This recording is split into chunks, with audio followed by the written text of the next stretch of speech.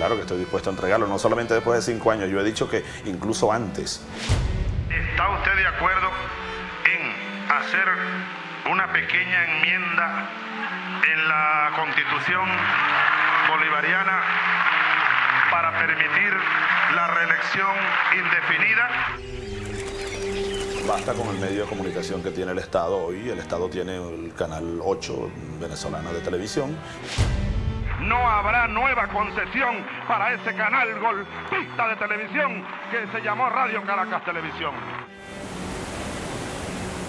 Nosotros estamos dispuestos a darle facilidades aún más de las que hay a los capitales privados internacionales para que vengan aquí a invertir en las más diversas áreas.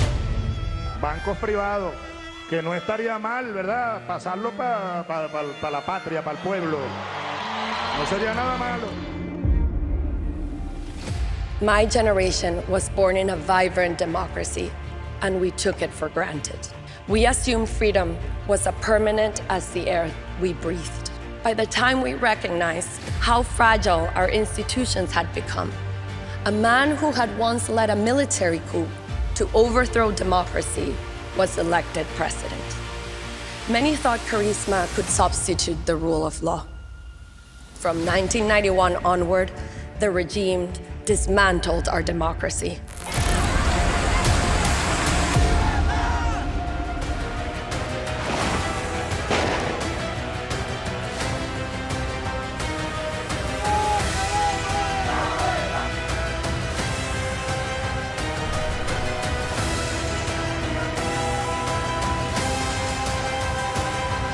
¡Respete ya a este pueblo que estamos cansados, señor! ¡Entiéndalo, Maduro! ¡Entiende el dolor, el sufrimiento todos los días!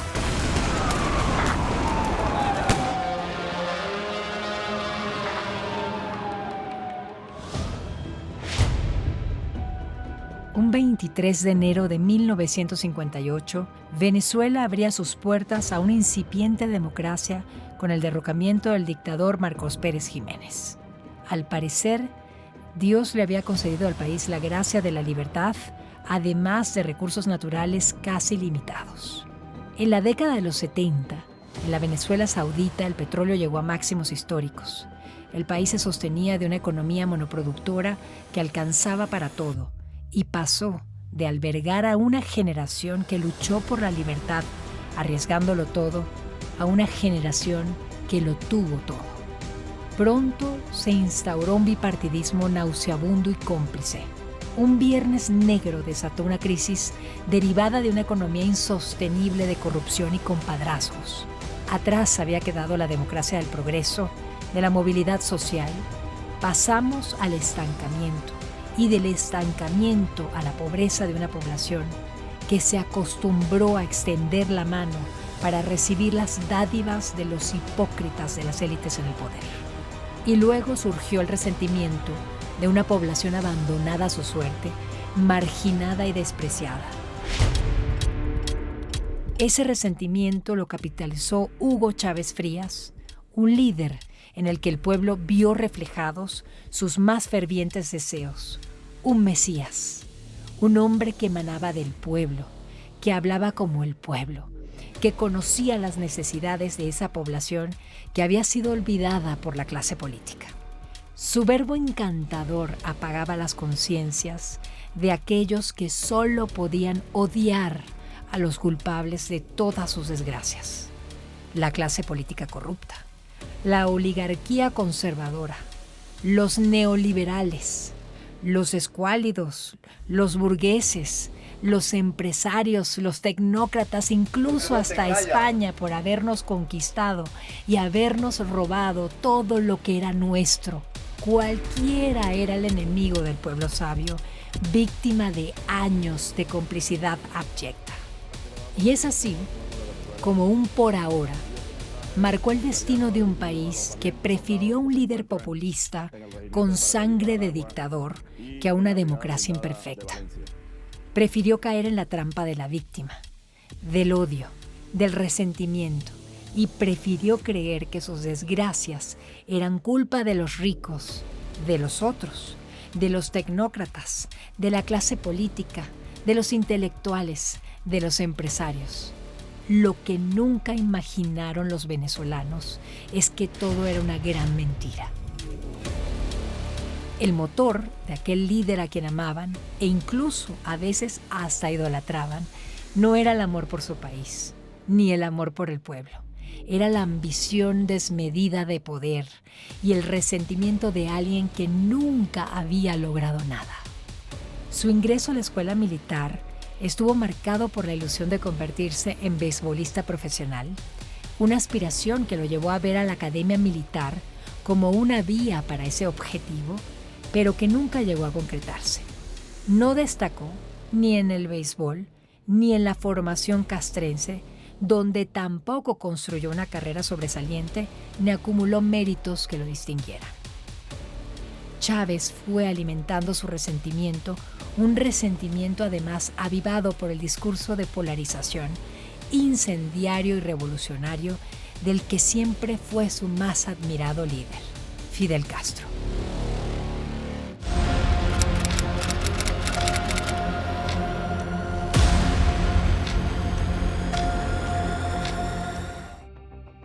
Hugo Chávez Frías justificó la convocatoria de una Asamblea Nacional Constituyente amparándose en una norma de menor jerarquía, invocando una norma de rango legal inferior a la Carta Magna, conocida como la Ley Orgánica del Sufragio y Participación Política.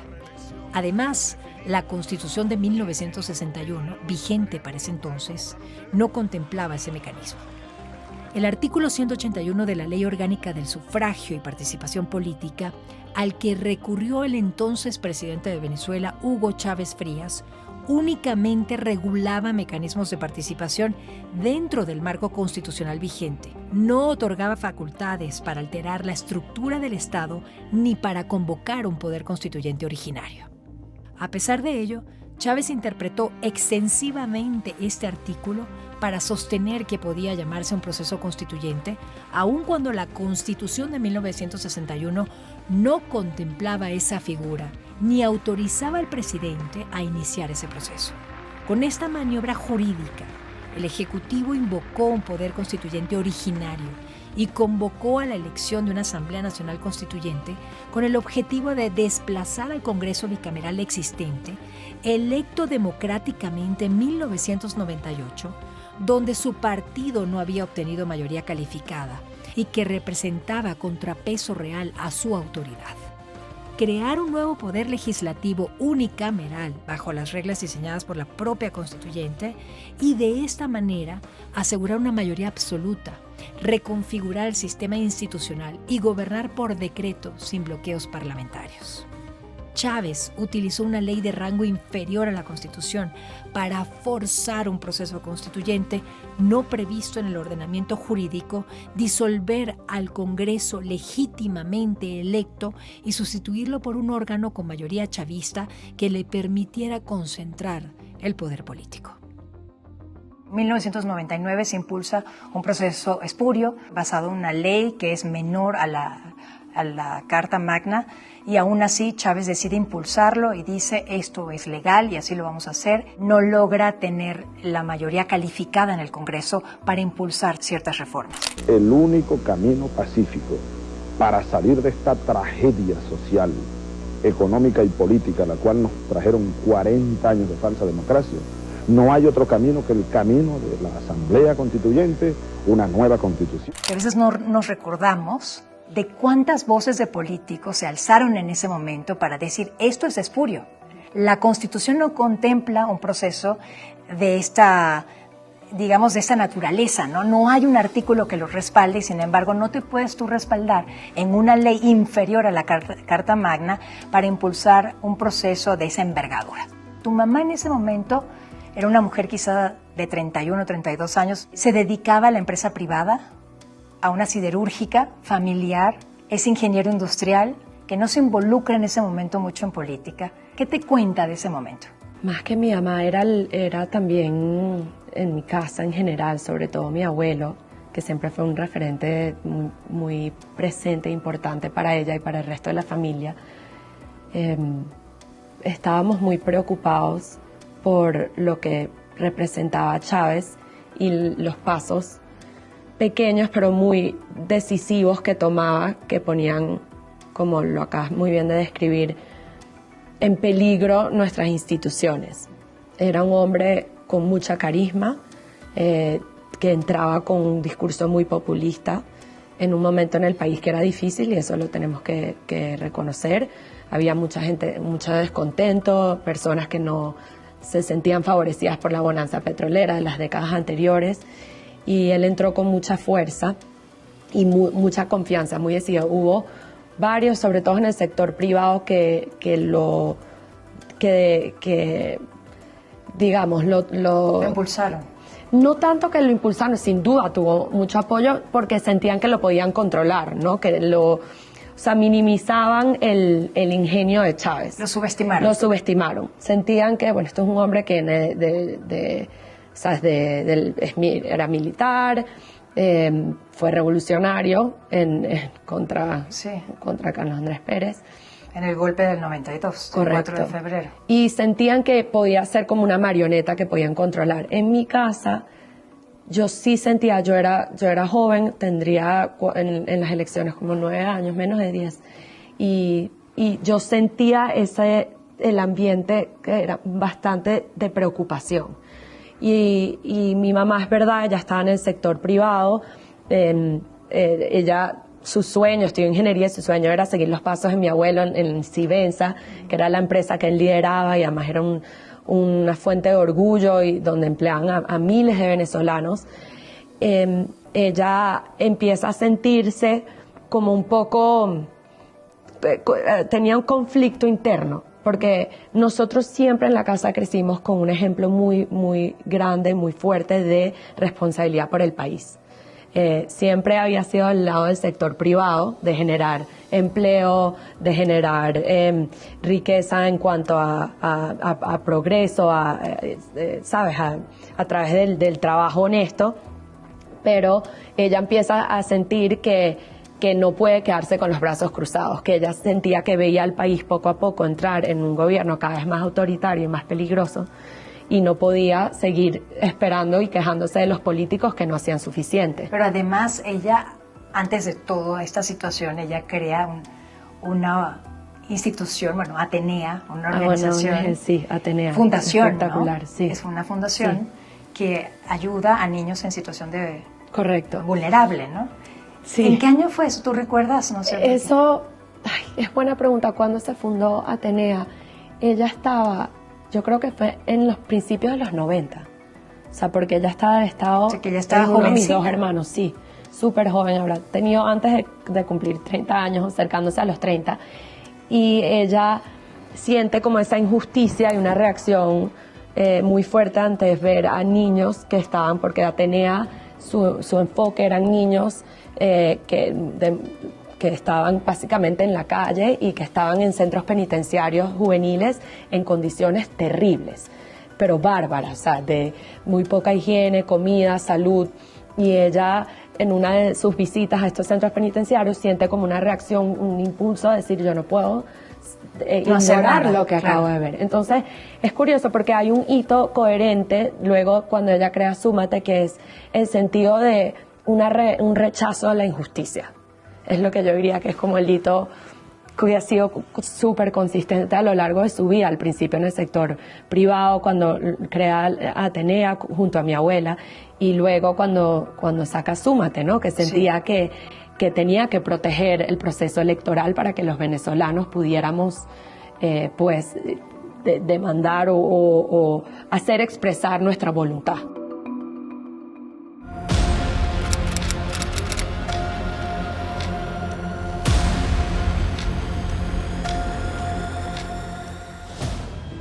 Para 1999, Petróleos de Venezuela, PDVSA, la estatal petrolera, representaba el 80% de las exportaciones, más del 50% de los ingresos fiscales y el mayor empleador directo del país.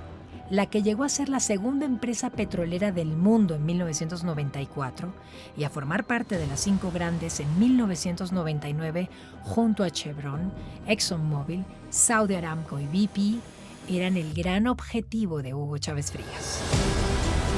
El dictador sabía que tener el control total de PDVSA era la clave para poder financiar su proyecto político. Nosotros somos gente seria.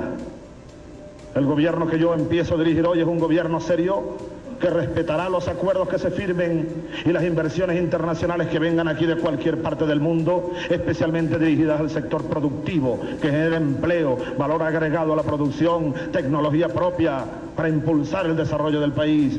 No podemos seguir dependiendo únicamente de esa variable exógena que es el precio del barril de petróleo. Chávez nombró al ingeniero Héctor Chavaldini como presidente de la estatal petrolera, un ingeniero químico sin peso gerencial histórico ni experiencia en altos cargos directivos, pero afecto al régimen, lo que sin duda garantizaría la toma del control total de la empresa. El petróleo mueve hoy la historia. Debemos podernos con ella. La decisión, entre otras, fue rechazada por la alta gerencia y por muchos trabajadores quienes temían la politización de la empresa petrolera que había operado desde su fundación bajo altos estándares técnicos y meritocráticos que la habían llevado a ocupar siempre los primeros lugares en rankings a nivel mundial. Finalmente, el 7 de abril de 2002, Chávez decidió deshacerse de la dirigencia de PDVSA en cadena nacional. Muchas gracias por su servicio, señor Juan Fernández. Está despedido de Petróleos de Venezuela. Usted fue hasta el día de hoy gerente funcional de planificación y control de finanzas. Vean ustedes el nivel de esta gente. Se convirtieron en saboteadores de una empresa que es de todos los venezolanos. Y hay un descontento generalizado de mucha gente que, como tu mamá y tu familia, están preocupados de lo que puede pasar y deciden irse a paro los trabajadores petroleros el 7 de abril de 2002. Tenemos el deber de defender las instituciones democráticas aún por encima de nuestras vidas y de nuestros intereses individuales. Concluyo pues invitando a todo el empresariado nacional y al país entero a sumarse al paro nacional. PDVSA, los trabajadores y el país no se rinden. Todos este martes 9, desde las 6 de la mañana, al gran paro nacional convocado por la Confederación de Trabajadores de Venezuela. Vamos al paro.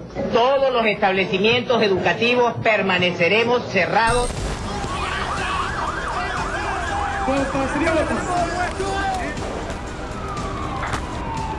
Un fatídico 11 de abril, luego del paro nacional, la Confederación de Trabajadores de Venezuela convoca a una marcha multitudinaria hacia Miraflores para pedir la renuncia de Hugo Chávez Frías. Las calles de Caracas eran ríos de ciudadanos que pedían la renuncia de un presidente electo democráticamente que terminó desmantelando los contrapesos, concentrando el poder y ejerciéndolo de manera autocrática. Puente Llaguno fue el escenario de la sangre de venezolanos inocentes. Elementos de grupos paramilitares, afectos al gobierno, dispararon en contra de una población inerme, apagando la vida de 19 venezolanos, en una cadena de acontecimientos que derivaron en el breve derrocamiento de Hugo Chávez y en su regreso al poder 48 horas después.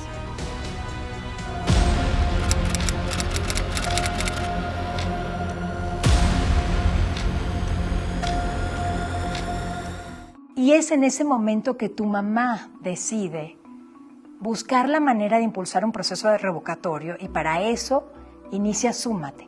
¿En qué momento de ese 2002 trágico que vivimos los venezolanos ella decide iniciar Súmate? Bueno, eso fue en ese periodo de tiempo. No recuerdo exactamente en qué mes se consagró oficialmente Súmate, pero ella ya estaba pues involucrándose más con personas que parecidas a ellas, venezolanos que eran de otras industrias, incluso lo hizo con Alejandro Plas, que lideraba McKinsey en ese momento, que sentían un gran descontento y sabían que una gran parte de la población se sentía igual y querían una manera de recolectar esa voz y esa protesta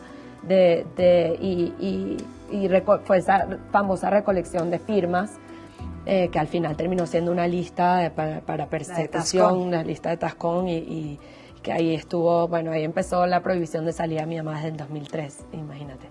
Pero fue en esos meses que se empieza a consolidar el movimiento, la asociación civil Súmate, que al principio empezó como una recolección de firmas y luego terminó como un movimiento nacional y además de garante de procesos electorales y de monitoreo que tomó una fuerza increíble, porque como tú estás describiendo, el panorama de que Chávez cada vez pasaba más leyes y más leyes que pues violan nuestra independencia de poderes, ellos empiezan a consolidarse mucho más y a atraer muchos más voluntarios. Entonces fue en ese periodo desde el paro y el famoso, golpe, que llaman golpe, cuando entra Pedro Carmona, y luego los meses siguientes cuando regresa Chávez. Y en 2004, tu mamá decide entonces activar un proceso revocatorio que el mismo Hugo Chávez creó. Él modifica la Constitución y modifica la ley electoral para que exista un proceso de revocación de mandato que antes no existía. ¿Cómo fue ese proceso de revocación de mandato y cómo fue la participación, no nada más de Súmate, sino de María Corina Machado? Bueno, como te decía, que fue aumentando el rol de Súmate desde el 2002, ¿no? Empieza con el firmazo para hacer saber y casi que cuantificar el descontento y el rechazo en ese momento, y luego se vuelve en un referéndum revocatorio, que ya era algo pues directamente enfrentándose al gobierno en sus propias reglas, ¿no?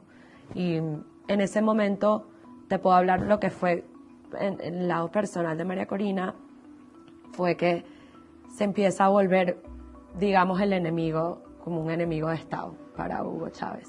Traición a la patria, de eso la culparon, ¿no? Ese año a ella la acusan de traición a la patria y conspiración. Y pues tiene que presentarse ante ir a juicio y presentarse en ese momento. Y pues muchos creían, porque además, como empiezas recontando, al principio de los 2000, Chávez empieza a controlar el Tribunal Supremo de Justicia.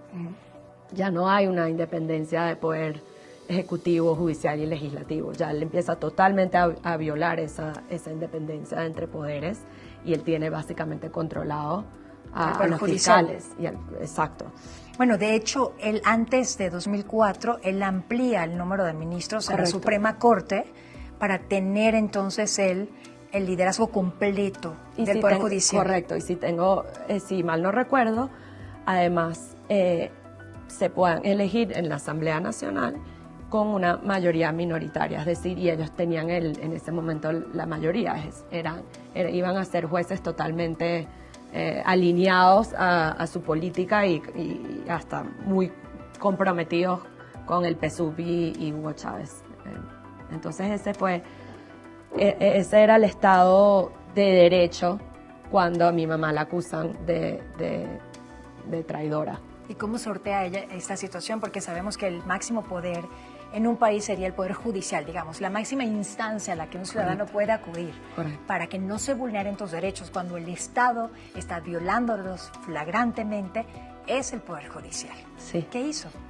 En ese momento recuerdo que las recomendaciones que ella tenía era que se escondiera. O sea, ya se había roto esa confianza del ciudadano venezolano en el Poder Judicial. Sabíamos que no iba a ser un juez imparcial, que no iba a defender las leyes, la Constitución, y que iba a hacer un proceso justo. De hecho, ya con las acusaciones de por sí se podía entender el nivel y la naturaleza de lo que iba a ser ese proceso. Y a ella le recomiendan que se esconda porque la sentencia posible era de 12 años. Yo en ese momento tenía 12 años. Yeah. Cuando ella recuerdo perfecto, esa noche estábamos, de hecho mis hermanos y yo nos habíamos mudado a casa de mis abuelos porque mi casa de mi mamá estaba vigilada y nos seguían carros negros que eran del gobierno. De la Policía Bolivariana, del SEBIN. Correcto. Yeah. Y no tenían placa, eran carros negros que nos seguían y sabíamos que eran del gobierno para intimidarnos. Y en eso nos mudamos, estamos en casa de mis abuelos y mi mamá se me acerca la noche antes de presentarse ante la fiscalía y me dice, no me voy a presentar, voy a dar la cara y no sé cuándo nos vamos a volver a ver. O sea, es posible que no regrese en un tiempo. ¿Y tú con 12 años? Y yo en ese momento, bueno, lo cuento y te podrás ver, yo soy la mayor, la única hija, tengo 2 hermanos menores muy seguidos y mi mamá me dice, necesito que seas fuerte por mí, para tus hermanos. Y claro, yo entro con ganas de llorar, de decirle porque por favor no lo hiciera, que se quedara con nosotros, que nos escondiéramos, que, ¿sabes? Es como el impulso normal de una hija y sí fue la primera vez que yo siento que como mamá ella no podía garantizarme que todo iba a estar bien. Y yo creo que ella sí se acercó a mí, como siempre lo ha hecho, con la verdad, por más duro que fuera oírla, y decirme no sé cuánto tiempo va a ser. Y bueno, me explica que ¿Esto qué año fue? Esto fue en el 2004. Ya. Sí. Chávez tenía 5 años en el poder apenas. Correcto, ya tenía esa influencia y ese poder sobre... Ya tenía todos los poderes tomados, hasta el electoral. Sí. O sea, estábamos jugando un juego con las reglas del equipo contrario. Sí, dentro de todo fue suave y fue progresivo la destrucción y cómo logró penetrarse en todas nuestras instituciones, pero no se sintió tan fuerte. Tú vivías en Venezuela en ese momento, o sea, sí nos daba miedo, pero yo creo que nunca pensamos o nos imaginamos llegar hasta donde llegamos. Siempre pensamos que íbamos a poder detenerlos.